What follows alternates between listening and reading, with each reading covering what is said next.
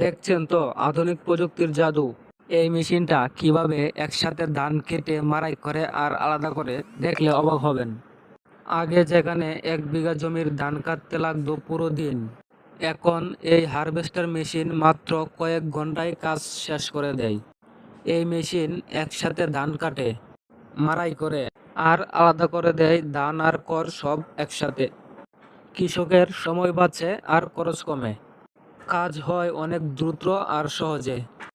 বাংলাদেশের কৃষিতে এই ধরনের প্রযুক্তি অনেক আশা আর গতি এনে দিয়েছে। দেখুন, প্রথমে মেশিনের সামনের অংশটা ধানগুলো কেটে নিচ্ছে।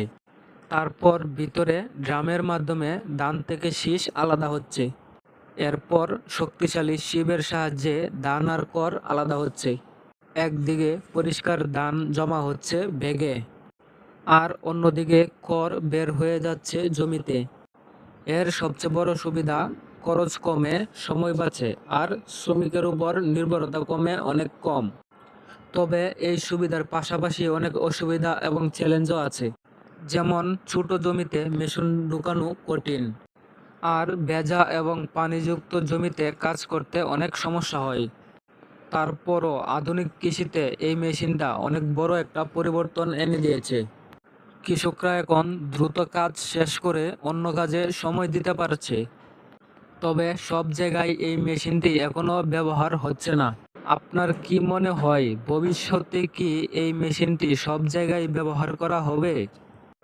আর এটা কি আমাদের দেশের কৃষির ভবিষ্যৎ বদলে দিবে? কমেন্ট করে আপনার মতামত অবশ্যই জানাবেন।